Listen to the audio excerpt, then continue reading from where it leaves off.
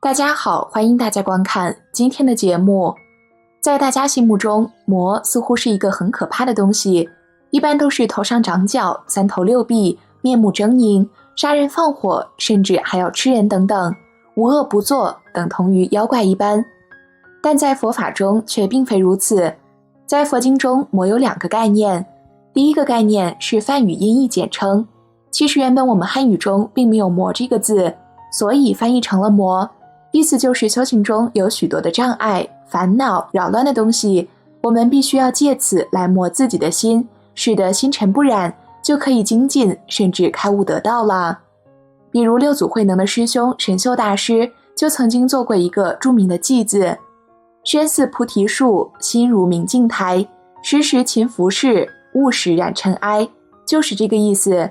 这首偈子的境界虽然说不如六祖的那首菩提本无树，明镜亦非台，本来无一物，何处染尘埃，但其实却更适合我们绝大多数的众生。毕竟六祖可是那种一念而生清净心，听了一句金刚经就能由此开悟的超级天才，他的慧根太深了，别说万中了，哪怕是一中也无一。不过随着时间的不断推移，这魔字的翻译传着传着，却渐渐变成魔了。当然这个说法也不能算是错的，因为那些障碍确实就是心魔所致。第二个概念指的是天人中的一种，这天人指的是六道之中的天人道。天人道中的天人其实也是得道者，只不过其中有一些心术不正的人，逐渐成魔，也就是我们常说的走火入魔。而这群魔的首领就是波旬。波旬又称第六天魔王、摩罗、六梵天主，梵文名叫婆罗维摩婆舍跋提。作为欲界天魔之首，他十分喜欢阻挠佛教中人修道，并总是以诱惑、胁迫等方法企图阻碍行者修道。相信有人看到这里一定会疑惑，为什么阻挠人学佛修行的波旬魔王居然还是个六梵天主呢？这就不得不说到波旬的前世了。据杂宝藏经中记载，佛在菩提树下，魔王波旬欲来恼佛缘，昔如来在菩提树下，恶魔波旬将80亿众欲来坏佛，至如来所而作是言：屈檀汝独一身，何能作此？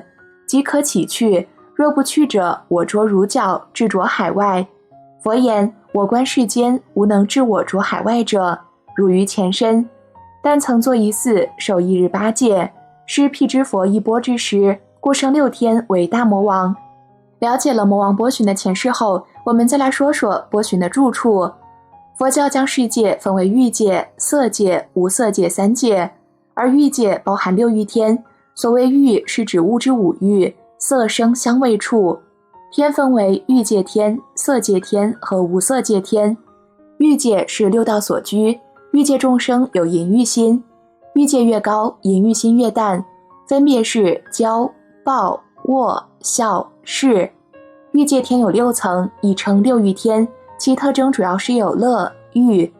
欲界6欲天从最下层起，四天天王、刀立天、夜摩天、兜率天、化乐天、他化自在天，而第6天魔王即欲界最高的他化自在天。此神就是不需自己行乐，而爱下天化作，以他人之乐事而自在游戏，故曰他化自在天。波旬也正居于他化自在天中。据佛祖统计中记载，诸经云：魔波旬在6欲顶，别有宫殿。今因果经乃为自在天王，如此则当第6天。如是魔尘，共思维矣。势力劣弱，本念破坏，失大威德，飞升虚空，于虚欲请，还至他化自在天宫魔波旬所到矣。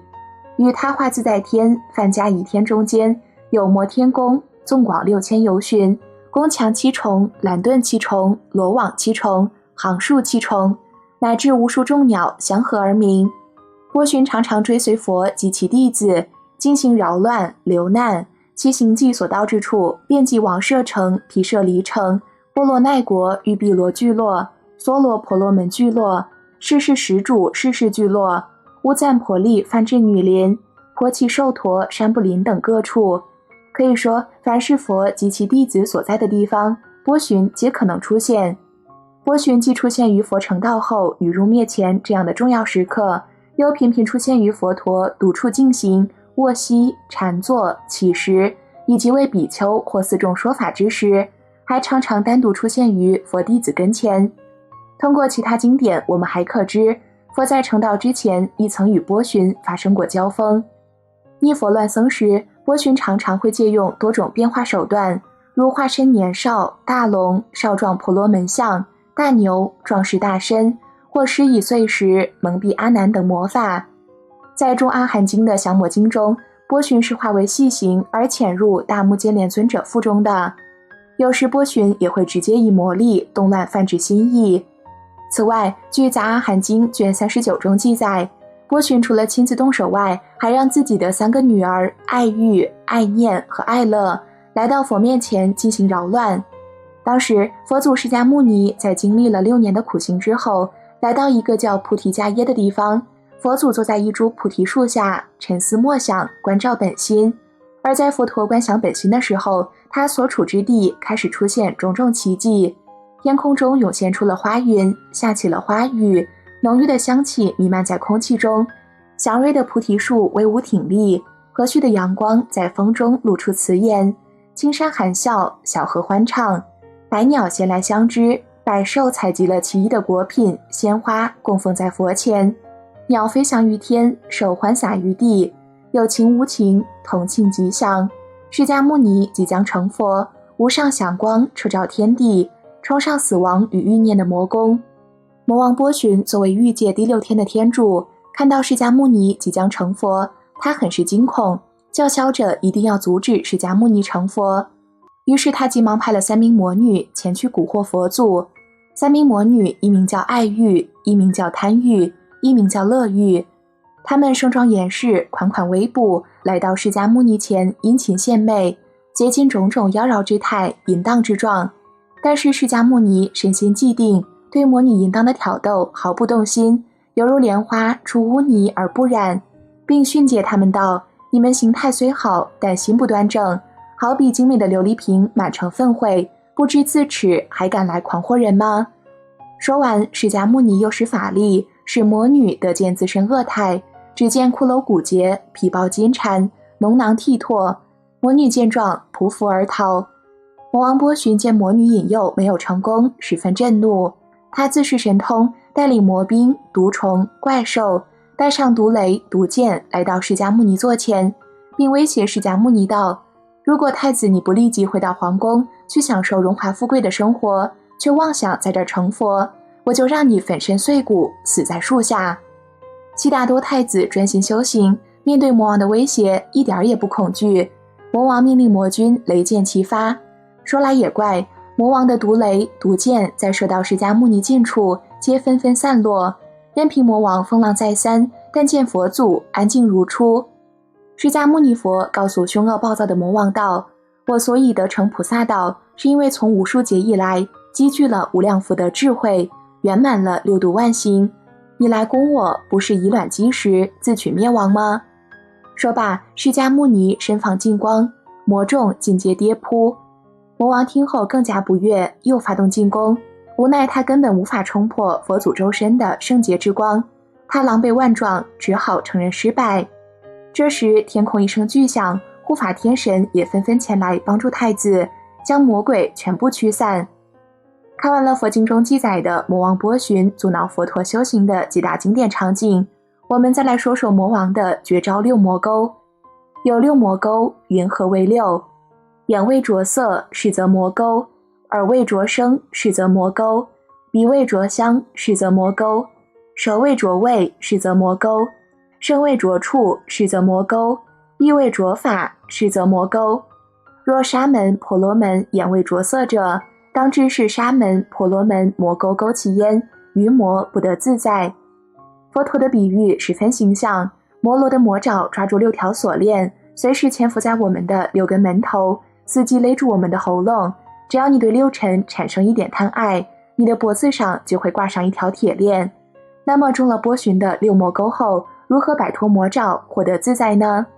我们不妨来看一段佛与摩罗的对话，答案就在其中。一天，摩波旬打扮成一个蓬头垢面的放牛人，寻找走失的牛，来到世尊前问：瞿昙见我牛不？世尊作是念：此是恶魔欲来乱我。即告魔言：恶魔何处有牛？何用牛为？魔作是念：沙门瞿昙知我是魔，而白佛言：瞿昙眼出入处是我所成，耳鼻舌身意处入处是我所成。复问：瞿昙欲何所知？佛告恶魔：如有眼出入处，耳鼻舌身意处入处，若彼无眼出入处，无耳鼻舌身意处入处，如所不到，我往到彼。尔时天魔波旬即说偈言：若常有我者，彼悉是我所，一切悉属我，瞿昙何所知？尔时世尊说偈答言：若言有我者，彼说我则非，是故之波旬，即自堕复处。魔复说偈言：若说言之道，安隐向涅槃，汝自独有往，何烦教他为？世尊复说偈答言：若有离魔者，问度彼岸道，为彼平等说，真实永无余，实习不放逸，永离魔自在。魔复说偈言：有时四段肉，恶鸟来欲食，彼作软美想，欲以补积虚，竟不得其味，折嘴而腾虚。